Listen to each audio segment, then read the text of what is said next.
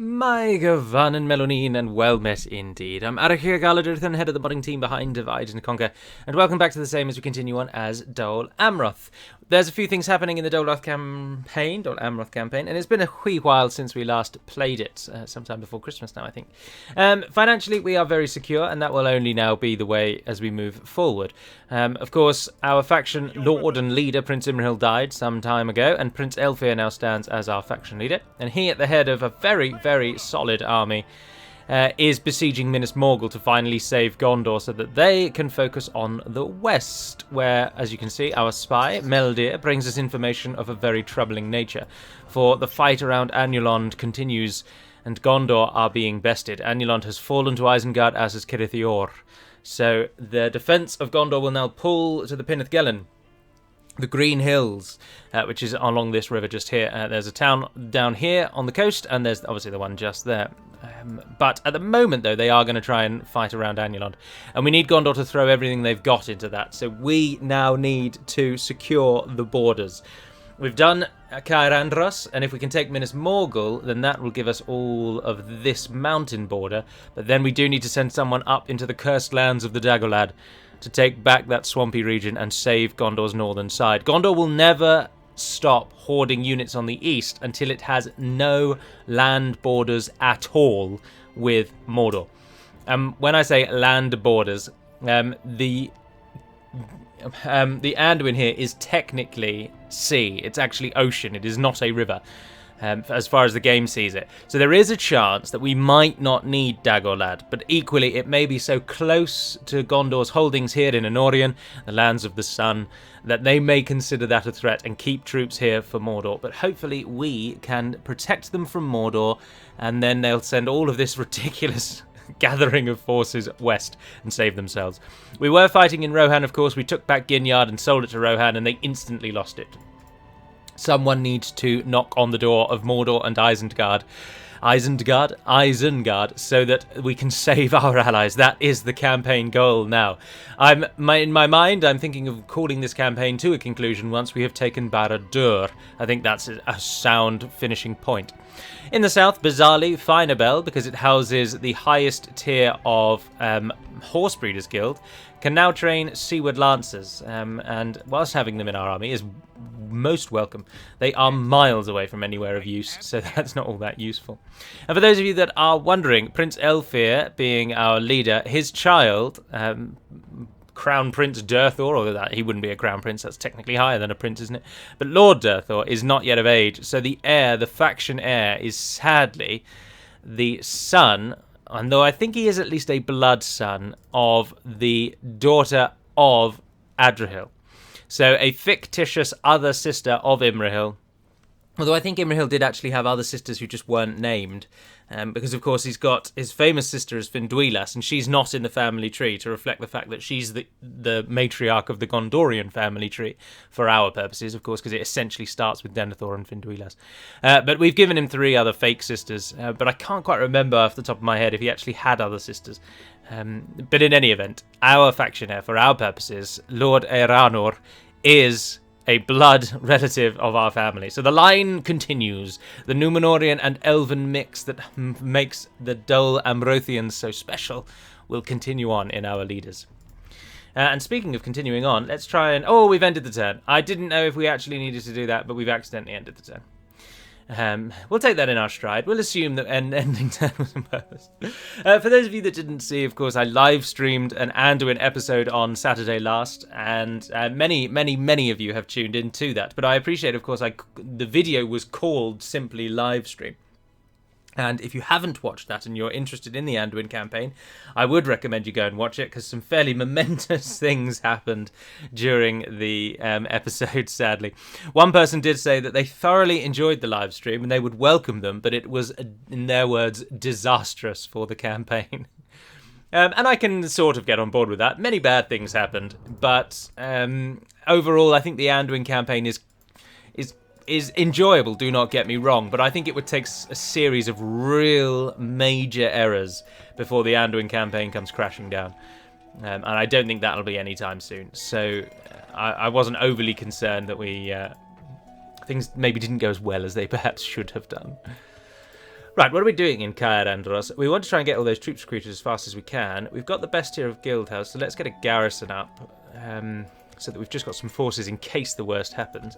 We've got Captain Kellerblas coming back, who of course carries the body of Imrahil with him. He's finally made it back to our lands.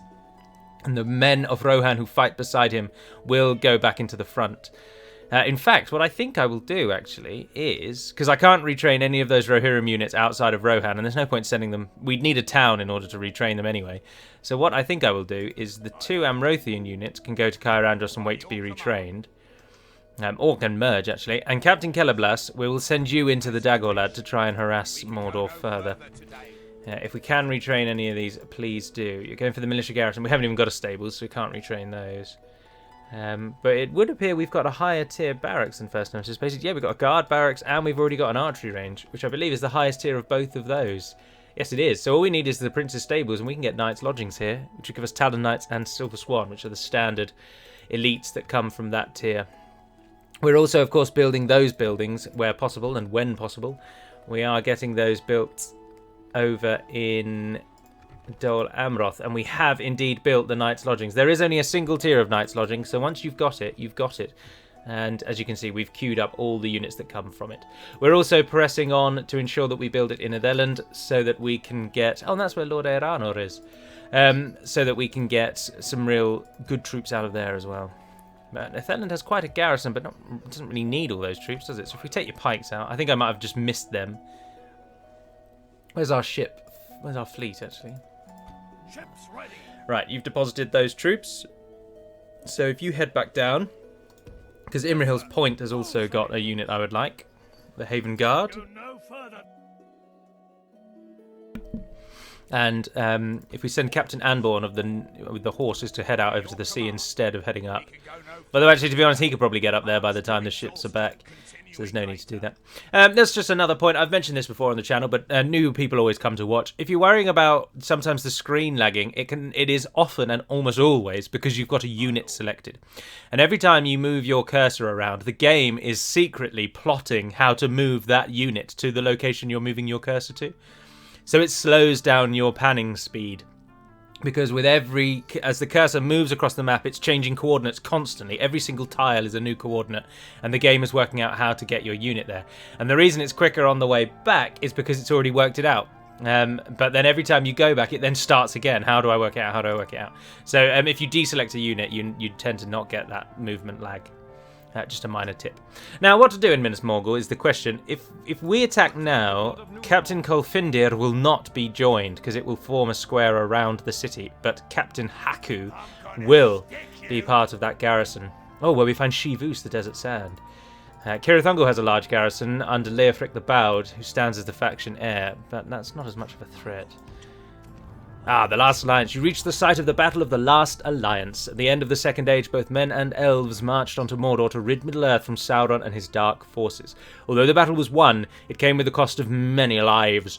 Both Gil-galad and Elendil were killed in this battle. It was here where Isildur, son of the king, took up his father's sword and defeated Sauron and took the One Ring. Names often not mentioned at the who died at the Last Alliance were also Anarion of Gondor, famously, and Orifer of the Woodland Realm, leaving Thranduil alone to govern in his father's stead. Although the Wood Elves, both of Lothlorien and Mirkwood, actually suffered terribly in the Last Alliance, and it's something that, unless you do really deeper reading, you just will not know. It's just not a well-known fact. But they paid really, really dearly, and they were beaten back, actually. They were destroyed. The fighting forces they sent to aid the Last Alliance were utterly annihilated, and the elves had to retreat. Not with their tails between their legs, far from it, with glory and honour, but still great losses, and it's something not many people know. I also think the Amandir of Lothlorien, I believe, also died, leaving his son Amroth in control of Lothlorien, and I think that was also the Last Alliance. He certainly died around that time, and I feel confident it was the Last Alliance. Now, I'm talking because I'm covering the fact that what I think we should probably do is prepare an army to help here in the west, because I just don't think Gondor has actually got the stones to deal with that. And if Isengard gain much more ground in Rohan, then this situation will turn dire indeed.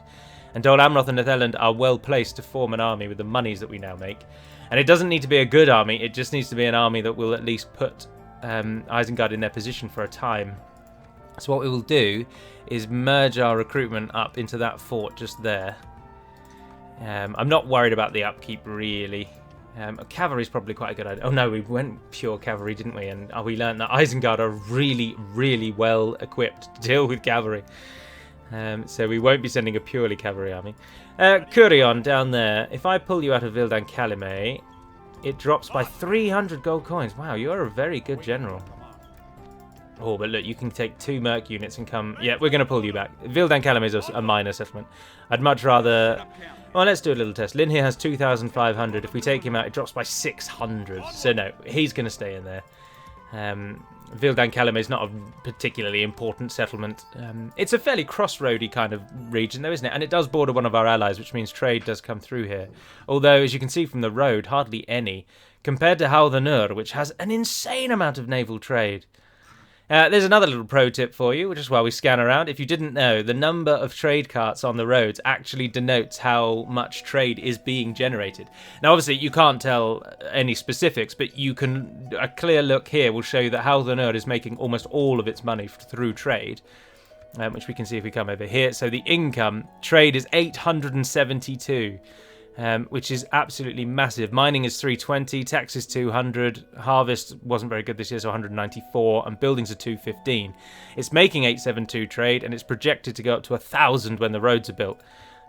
So that's a fantastic income. And if by comparison you look at Vildan Calumet, there's barely any trade. So me saying this is a good little crossroads settlement, Amun Ithel actually holds the title of better crossroads. The trade coming through Amun Ithel is very good. But it also gives you a good indication here at how good naval trade actually is. Gobel Mirlond and Haldernur are both fantastic examples. There's very little land trade at all. Even into another nation who we have trade rights with. And same in Gobel Mirlond, there's almost nothing on the roads, but look at the trade between the port and the town, it's fantastic. So naval trade, always a good moneymaker.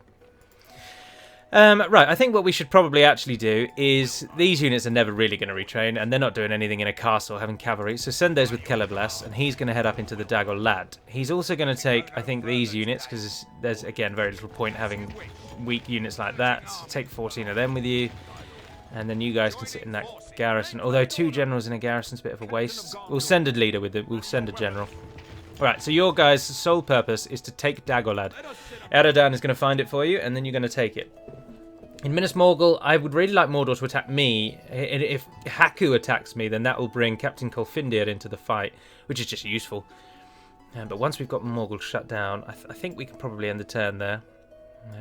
Everywhere's just recruiting and whatnot, isn't it? Dol Amroth has been and it is for a while. Methras has set that up. I set Lynn here up, Netherland up. Yep, they're all getting ready. That cavalry unit can actually then not go north, but will also come up to the fort. Right, I think that's good to rock and roll. Oh, you don't like me very much, though. Can we build something a bit better than farming? Yeah, get us a governor's quarters because it gives us public health and it gives you law bonuses as well. We don't really need a militia garrison, but we will go... We've already got a port, which is nice. Oh, it's an orcish one, though, so let's get a port up earlier than that. It is a castle, though, so military is preferred, but anyway. Let's see what Mordor do. Let's see how they react. Speaking of the live stream, in seeing the overwhelming reaction of the stream, I'm absolutely blown away, if I'm honest. I'm so thrilled with how engaged you all were with that stream, and how many people since then have commented how good and entertaining that stream was. And I'm very grateful to you all for your kind words. And it bullies me on to think that we should do it more regularly. And so whilst we in England here are in, again, a lockdown and not really allowed to leave at the weekends, it makes sense to try and do it each weekend, to be honest. And I think I'd probably continue doing it with the campaign. So this weekend, for example, I will end the week with a Dol Amroth live streamed episode. And then as we get a few more under the belt and see how it progresses, we can then take a view there. But initially I had thought to maybe do it every 2 weeks, but enough people enjoyed it, and so many people, it's had such a positive reception that I think it's better to try it each week and just plough on from there. So that's the plan. That's what I'm going to hopefully do. Oh, Dol Amroth, you got your blacksmith up. If you get a royal hall, you can recruit better. We haven't even got a master mason. Get me a Master Masons, and then we'll get the top tier of that as well. And then we'll go from there. The units that are already in Itheland that are going to be coming. And maybe, do we want to take... No, we're bringing a general over, aren't we? Yeah. Lord Earano is going to be kept safe as the governor of Itheland. Right, Eredan. There it is. Gelebrin, where we find Ishthak. And a horde of Uruks. We'll be able to deal with that. The men of Rohan are well versed in fighting Uruk kind. And over in Anulon, they are hitting it hard. How have you not won that? It's got 4 units in it. It's got 4 units. You've got a full army of Gondor soldiers. They're all Gondor soldiers, of course, but the the good ones. Oh, Aop, Swan. Gondor are now involved. We're going to attack Minas Morgul. We are going in because Captain Kolfindir is going to come in. No, we won't command that army in battle. We'll let them be the AI. Shivus the Desert Sand gets 5 units of Orc defenders to join him, and Mosthak, wherever Mosthak is, which has a very powerful army. Oh, he's over there in the corner. All right, here we are then, the battle for Minas Morgul, and it's actually going to be fought in Minas Morgul. I'm interested though to see where Captain Mosthak's going to come in. If memory serves, RK has completely set up Minas Morgul so that the deployment zones all work. So Kolfindir should be at the front with us, and I think Mosthak will come in on the path that goes off to the left-hand side. If he doesn't, then obviously that might lead to a few problems, and he might spawn in the mountains. But we'll have a look. Some thoughts on Minas Morgul, by the way. All of you always say, please can we have an updated Minas Morgul so that when you capture it as Gondor, it's no longer a bleak, horrible ruin. Oh no, he's coming in from there, and he can't cross that mountain barrier. And you just know Mosthak's going to be coming in from over there where he can get around the mountains. But I think Gondor can come in... oh, well, they're already in, aren't they? Can you just sneak around the mountain? Yeah, so Gondor can fight with us, but they're going to have to walk all the way around here to get involved, which is just such a long way around. Mosthak, as I say, will come in from over there. So yeah, loads of you want Minas Morgul to be rebuilt, to be rebuildable as Gondor, so that when it's captured, it's nice and clean, and everyone can say, hey, look, this is Gondor's new capital, or Gondor's new city. Now, we can do a rebuilt Minas Morgul, and indeed, DCI Last Alliance have a rebuilt Minas Ithil as a standard map, and we can certainly use that, and it would get rid of the green textures, the green hue, all the orc buildings would go, the ruins would go. But the one thing that wouldn't go is the climate underneath. And by that I mean the map will always be this dark, black and horrible mess. And if we look at the mountain and look at the sky, it will also always have the red fires of Mordor above it. But then as I say that out loud, actually, that doesn't really matter, because of course it would have that blackness underneath it. Because, yes, you've recaptured Minas Morgul, but you haven't then magically re-sown the entire land, have you? You haven't magically created forest out of nothing. So I don't actually think that's a negative, now that I say it out loud. But that's just a point for you all to consider. Right, let's send the guardsmen in to break down the gate. We only need 1 unit to really break down the gate. Our allies, I've just noticed we don't have an allied screen. Let's just click to go over. We can't actually tell him what to do. But when the gate falls, he will start to come over and get involved, but I think he's going to just be too far away to be able to actually help. But the enemy is only orc defenders, which isn't really a threat. But what is a threat are the trolls, and we have got not very many archers. Oh no, we've actually got quite a few archers. Right, archers, come and get over here. And then pikes are not the way. Haven Guard are probably the best bet, to be honest, to deal with trolls. I'm assuming the trolls can actually enter. Yeah, look, they're really slowly coming in. It's got to be Haven Guard, hasn't it? Because you need something that does a lot of damage. But that's almost a waste of 2 Haven Guard units. But if we send guardsmen in, it will just kill all the guardsmen. No, it's got to be Haven Guard. It's got to be Haven Guard. Right, so come and block this path. But no, we'll tell you, there's the beasts coming as well, aren't there? Let's hope the great beasts come first. And then pull the Haven Guard a bit further back. Put that pike unit in the front. We'll take 2 pike units if we can. Alright, the 2 pikes come and form a nice line like that. And archers, don't be running away. Good. Stay on defensive mode, the lot of you. And turn around even more. Right, there we are. They're going to move in. So, what's going to storm the gate? You guys are... Just all of you are. Group you together. Shivus won't actually be a challenge. Although, having said that, no, he will be. So we need those Haven Guard to actually kind of survive if we can get that to happen. Shivus, I think, has... no, I think he has the archers, actually, doesn't he? No, he is two-handed swords. So they're a really solid melee unit, and they will actually shine in this setting. So we've got to watch out for that. Now, the general, let's put him over here. He's going to be best used helping with the trolls. Because here come the beasts, but where are the trolls? Where are the trolls? What on earth has gone on there? Did they just not join? Are they broken somewhere? Oh, look, there they are. Oh, it doesn't look like they're going to come in then. Oh, well, that's good. Because those pike units will then do really, really well. Although I've just noticed that you've stopped walking for seemingly no reason. Right, you guys go and break down the gate. Let's get Gondor involved. Right, archers. As soon as those beasts get even closer, get even closer. Pikes, hold this line nice and firm. Right, so Haven Guard. Let's pull those out. We don't want to sacrifice Haven Guard. And they won't be of much use against the beasts. Run, run, run, run, run, run, run, run, run, run, run, run. You guys stop and ready. And then as soon as you can, shoot those beasts. As soon as you can. Come on, come on, come on. They're getting closer. They're in range. As many volleys as we can. Oh, they're trying to get to the door. So they're going to walk right through the pikes. Yeah, they are. Oh, bugger. Oh, no, no, they're sort of breaking to the right a bit. My pikes are getting shot in the back. Ceasefire. Our men have reached the gate with the battery. Come on, pikes, hold that line. Run the archers away. Go on, run away. Run away. Run away. No, you're much faster than them. Come on. And our pike units did sod bloody all. Absolutely ridiculous. And it was those archers that they're going for. So they've been offered up as sacrifice. That's good to see. Come on, charge into them.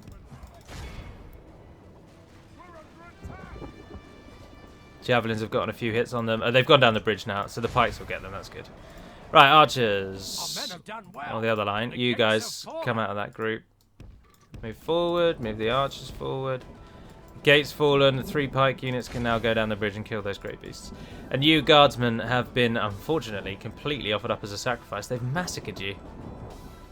It's so annoying how a single unit can do so much damage in this game. There we are, though. Look at that. They fall like nothing when we actually get them against a unit that counters them perfectly. Oh no, having said that, they've just smashed us in a single riotous run. Oh, we're all going to die. We're all going to die. Come on. Ceasefire, the pikes have arrived. Oh no, they're just going to run into us. Run away! Run away! Oh my god. No, no, we're running to them. Oh, God's sake. How many have we lost? 13% to a single unit of great beasts. Oh, how I hate them. Pikes are the best bet. Pikes, javelins, and archers are the only things you want to use against them. That really is the best thing to use. There's little else that actually brings them down. And we've got 2 of our best generals over here. Ah, look, the Gondor are finally starting to come around. Right, and pikes, now your job is just going to be to walk through that door. So we'll go up to ×6 again. We've captured the enemy's walls. In you go. Best of luck. Just try and kill that unit. You're all up for a sacrifice. To be honest, they're a bit too... whilst our pikes are good, they are a bit too early game for what we need to do now. But we'll send everything else in. I was hoping to use Gondor, to be honest, and get them to do most of the killing, but I just don't think that's going to work. I think most of the killing is going to be done by the Haven Guard, so we'll get them to run in. When beasts like that run amok, they just run amok forever. They don't. I don't think they ever come back into the fight. So they'll just wander around over there. It's really disappointing to see that they can do so much damage by just walking over your troops, because so many of your own units don't do anything like that at all. I've seen whole battalions, whole companies, just stand up after Mimikul walk over them. But apparently Great Beast's slightly running, and that just crushes everyone. That's so annoying. Right, the Haven Guard are in there as well, so they'll cover the flanks, and the pikes are pushing through. I want to try and create a sort of breach so that we can get the archers in. Because everyone that we kill on the other side of that wall is at least someone else we won't have to face. So if we can curl them around and get the enemy around to the right. No, you've gone too far forward there, my friend. Go on, push into them. Orc Defender's not particularly good. 7 attack, 3 charge, 11 defense. They're very, very mid-tier. But then I say that, our own Guardsmen, 4 attack, 5 defense, 14 defense. 4 attack, 5 charge, sorry, 14 defense. So they're a similar sort of stat tier to our pike units here. But now you can see pikes when they're actually in their element. Protected flanks, supported by strong infantry behind. They just melt whoever they run into. There's just no challenge there at all.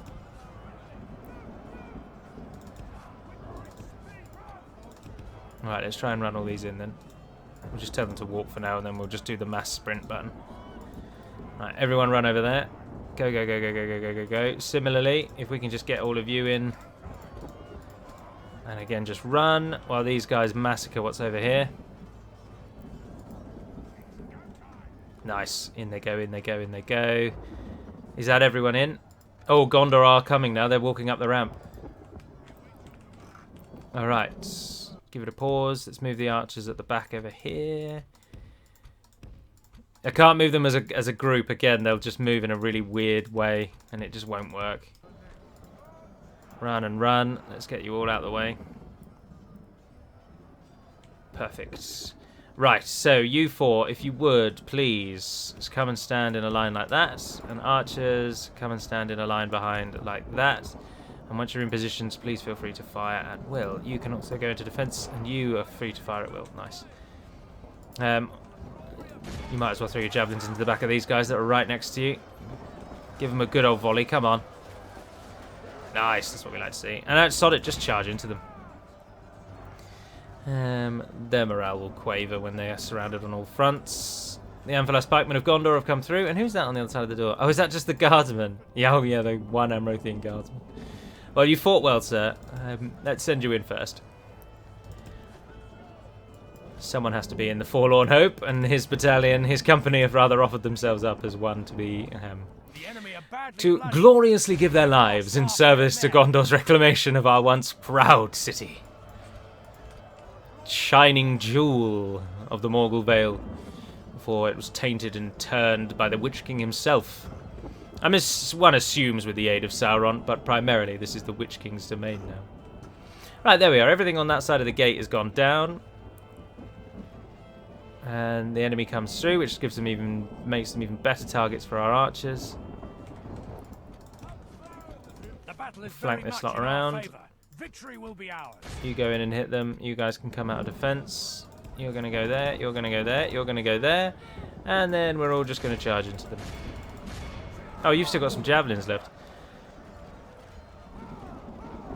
Nice. There we are. And that's brought out the temple wards, and that is everyone. Gondor are here again. Their captain is here with his cavalry, standing by, watching what Dol Amroth does. Yeah, you should stand by and watch, because your army could serve to learn a thing or two. Gondor has been single-handedly giving away regions to Mordor at the moment. It is absolutely pathetic how poorly your people have been fighting. Must we carry the burden of Numenor on our shoulders alone? No. You should stand and fight better. Do they? Do they, buggery? Gondor have just been...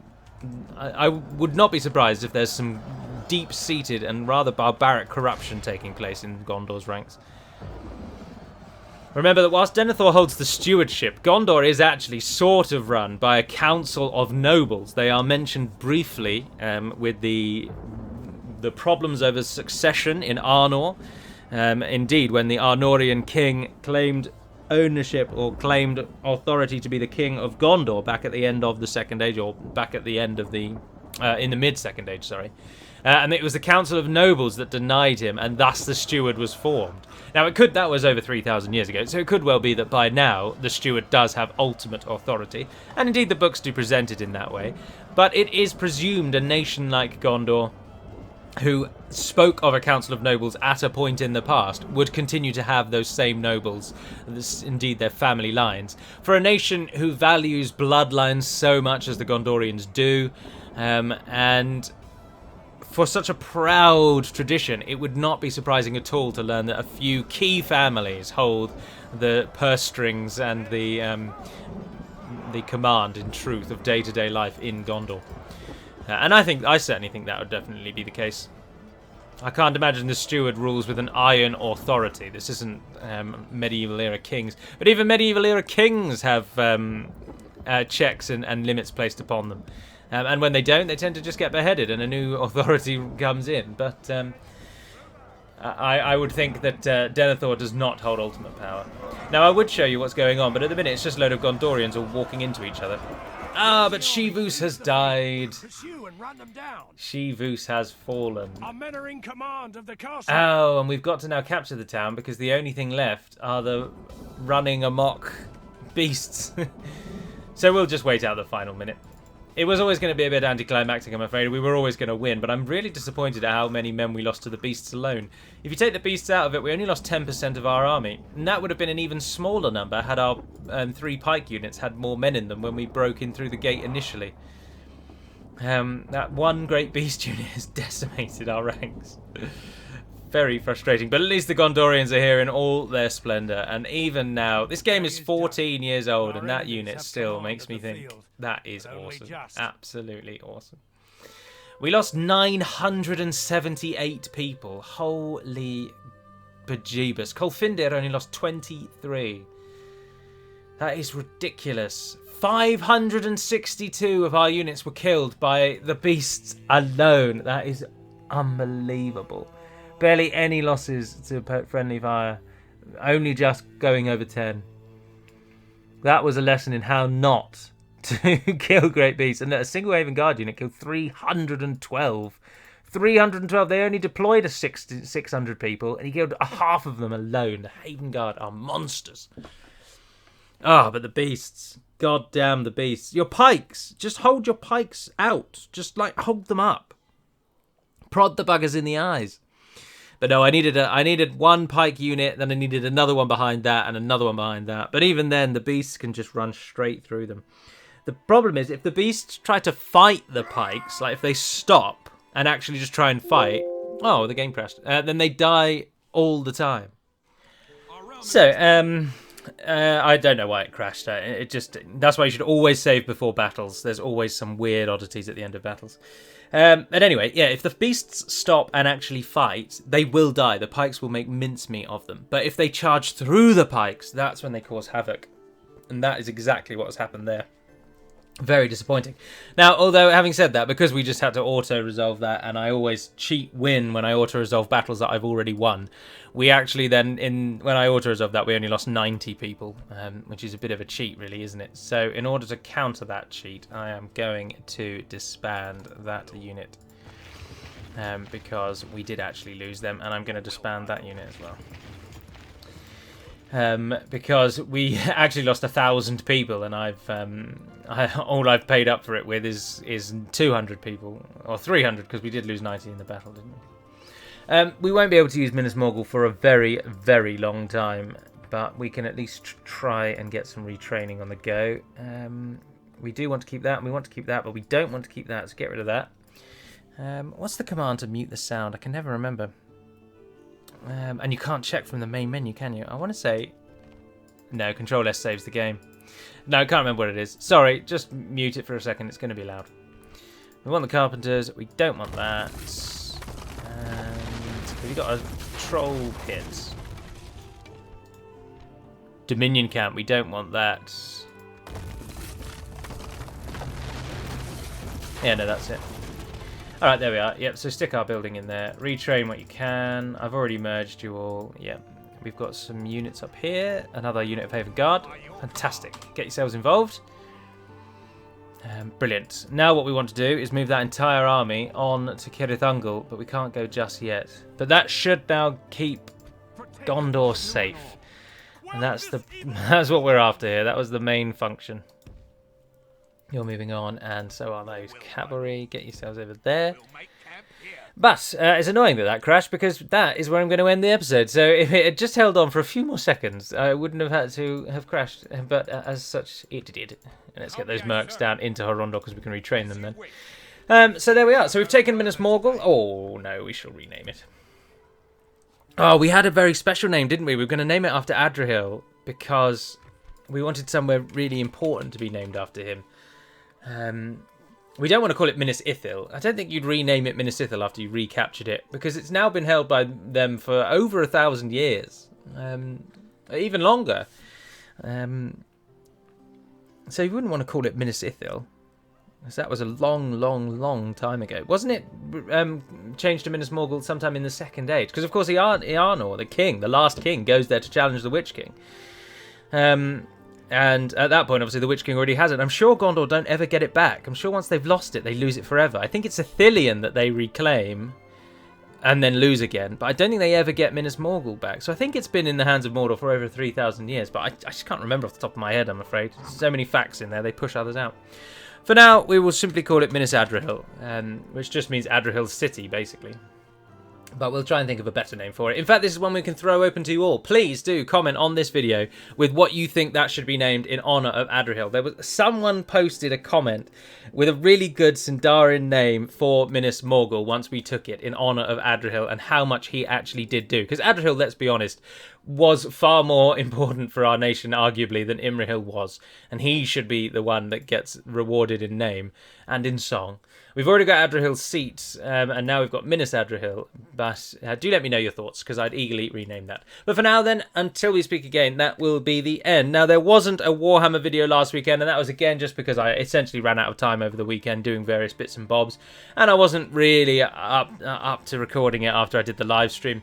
And then on Sunday I was busy. I do intend to carry it on. There will be a Warhammer video next week. I just wanted to work it all out. And the live streams will almost always be on a Saturday.